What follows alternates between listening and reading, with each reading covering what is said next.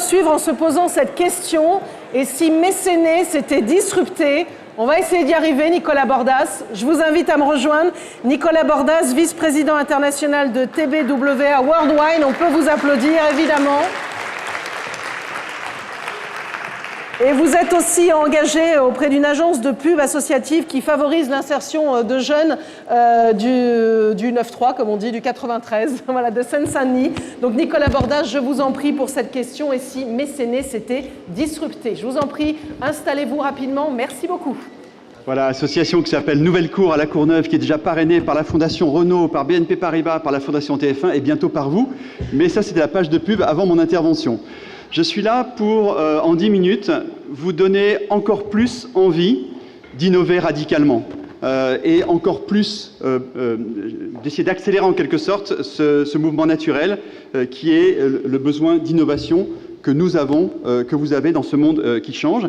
Et on m'a demandé de commencer par ce titre un peu énigmatique, dont on pourrait même penser qu'il est franglais, alors que pas du tout. Vous allez voir que le mot disruption existe en français depuis le 19e siècle, qui est de vous parler un court instant de la disruption, c'est-à-dire des innovations de rupture, avec ce titre « Et si mécéner, c'était disrupter ».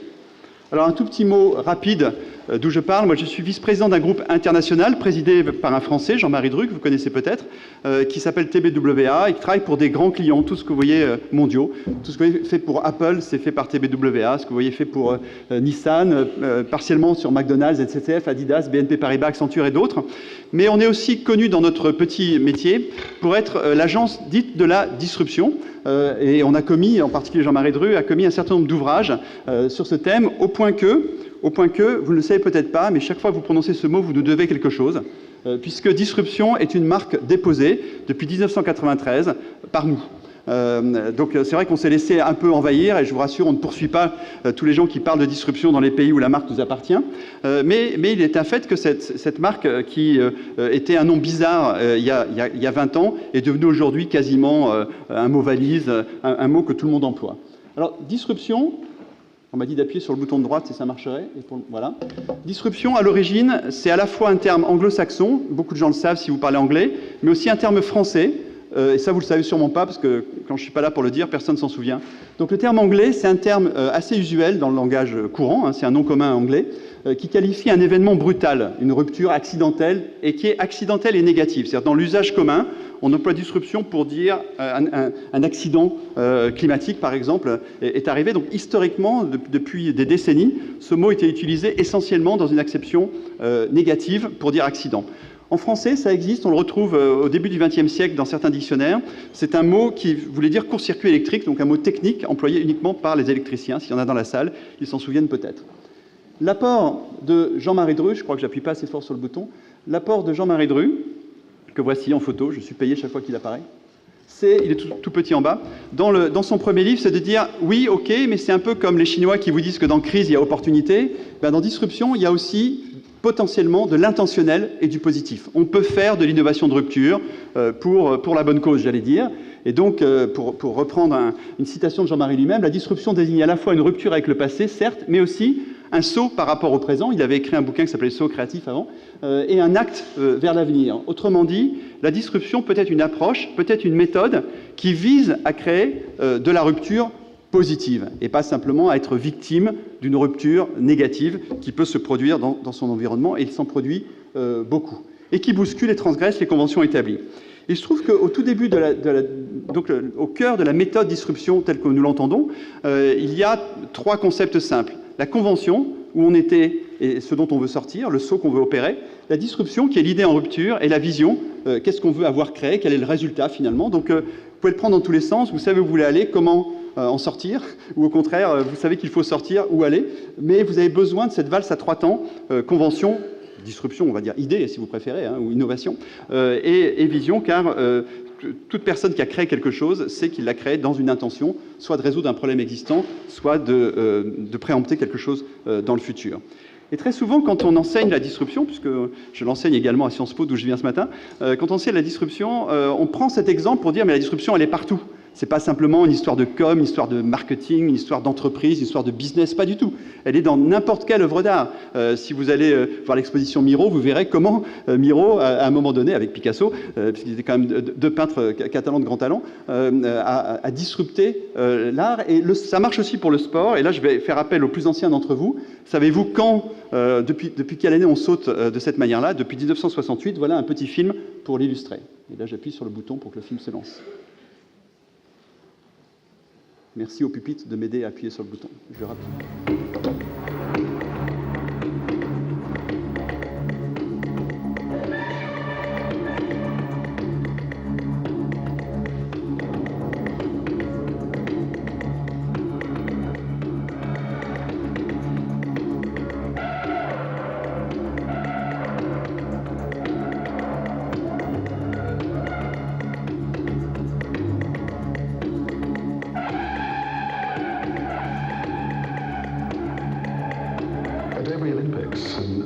Until 1968, everybody tackled a high jump using the same technique.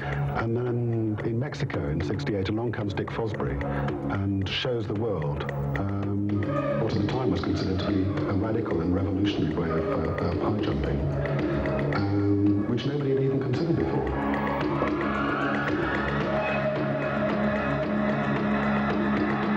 What Fosbury did was to disrupt the one convention of high jumping, which was the only way to go over that bar was on your front.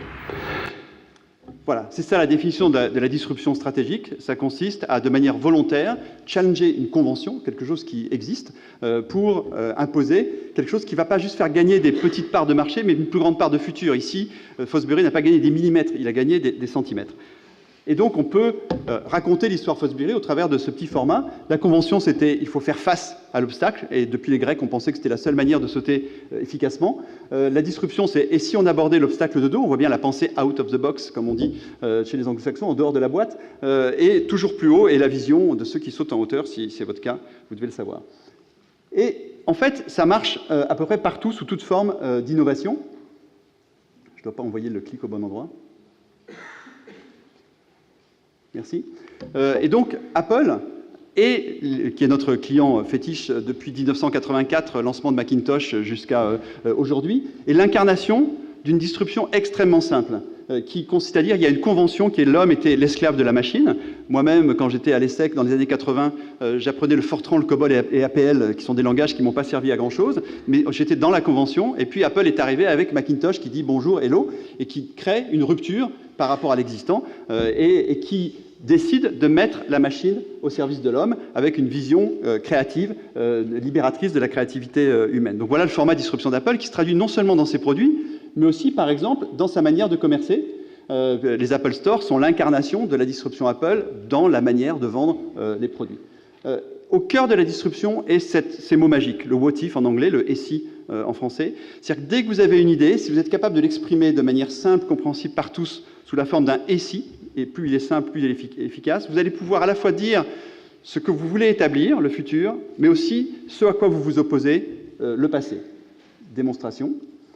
L'Institut Danone a fait l'objet d'un travail à l'époque qui remonte aux années 80 et sur lequel Danone vit encore aujourd'hui, pour dire « et si l'alimentation était notre première médecine ?» Alors aujourd'hui, ça vous semble évident, le rapport entre alimentation et santé. Je peux vous dire que dans les années 80, tout le monde était sur c'est meilleur au goût et sûrement pas c'est mieux pour la santé. Et ceci a restructuré Danone dans toutes ses dimensions. L'entreprise Danone, d'ailleurs l'entreprise qui s'appelait BSN est devenue Danone, elle a vendu tous les produits alimentaires qui n'étaient pas santé, des bières aux plats cuisinés, etc. Donc ce changement, cette petite disruption, ce changement de posture a transformé complètement l'entreprise. Un autre de nos grands clients, Airbnb, Airbnb se positionne mondialement sur une idée toute simple qui est et si on vivait comme les habitants? Et si on ne voyageait pas comme des touristes, mais si on vivait la vie des habitants, en habitant leur appartement ou en faisant d'autres choses? Et ça a conduit à de l'innovation, comme par exemple, si vous êtes client d'Airbnb, vous allez sur Airbnb, vous voyez qu'il y a des expériences que vous pouvez vivre avec les habitants. Donc on voit que l'innovation est complètement née de l'idée disruptive d'Airbnb. Ce dont je voudrais parler aujourd'hui, qui fait peut-être davantage sens et davantage écho à vos préoccupations quotidiennes, c'est qu'aujourd'hui, pour tout le monde, c'est-à-dire pas simplement les grandes entreprises, mais l'ensemble de l'économie, il y a une macro-disruption digitale, je ne vais pas revenir là-dessus, vous le savez, mais aussi une macro-disruption que j'appelle sociétale, et qui est le fait qu'on ne peut plus aujourd'hui ne pas se préoccuper des 3 dimensions que sont l'environnement, la santé et la citoyenneté, qui sont les enjeux principaux de ce que les anglo-saxons appellent la corporate social responsibility, qu'on appelle la responsabilité sociale ou sociétale des entreprises. Je voudrais célébrer ce garçon que vous connaissez ou que vous ne connaissez pas, qui s'appelle Jim Stengel, et qui a été un peu un des pionniers de cette pensée chez les anglo-saxons.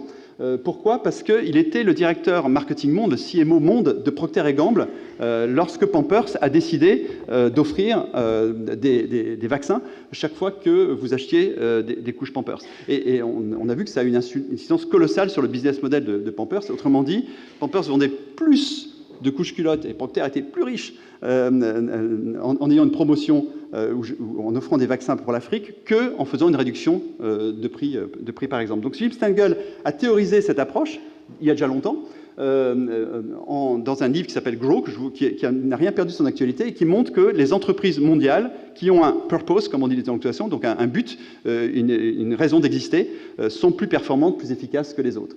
Et ça donne, Pampers, j'en ai parlé, mais ça donne aussi ça. Ce petit film publicitaire, pour un produit que vous n'auriez pas forcément nécessairement envie de partager avec vos amis sur Facebook, est devenu le film le plus viral de l'histoire de la publicité. Je suis sûr que vous l'avez vu, mais au cas où, je vous le remontre. Hi, Aaron. Show me what it looks like to run like a girl. Here. Show me what it looks like to fight like a girl. Now throw like a girl. Aw. So do you think you just insulted your sister? No. I mean, yeah, insulted girls, but not my sister.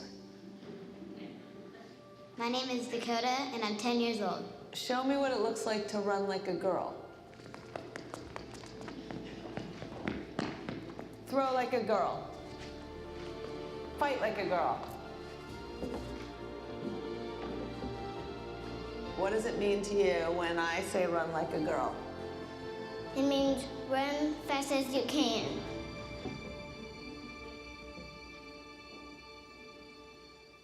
Voilà, Procter & Gamble, qui est le plus gros investisseur mondial en matière de publicité, fait ce film qui est le plus vu de l'histoire de la publicité sur Internet. Et comme aujourd'hui, c'est la journée de la fille, comme vous le savez probablement, ça me semblait pertinent de vous le présenter. Mais c'est de ça dont on parle. Chaque entreprise le fait. Alors, j'ai parlé de Procter, je ne suis pas sectaire. Parlons d'Unilever. Vous savez que Paul Polman, qui est un ancien de Procter, le patron d'Unilever, a décidé d'entraîner toute l'entreprise sur un chemin très ambitieux et assez hardi, en l'occurrence, qui consiste à intégrer les enjeux de responsabilité citoyenne dans chacun des produits, quels qu'ils soient. Ça se traduit par Dove, évidemment, qui a été la partie la plus visible de ce travail et qui remonte déjà à quelques années, mais ça se traduit par des annonces qui ont été faites pas plus tard qu'avant-hier. Donc ça, j'ai fait une capture d'écran quand je l'ai vu passer le 9 octobre 2018. Unilever a décidé aussi de travailler sur le sujet animal. Au passage, il n'est pas le premier. Nous avions fait pour Mars et ses pet food des opérations avec Pedigree qui montraient que proposer aux gens qui sont propriétaires de chiens d'adopter un chien, enfin de contribuer par l'achat du produit à adopter un chien, c'est-à-dire à verser de l'argent au SPA local, était plus efficace dans les hypermarchés que des promotions de prix traditionnels.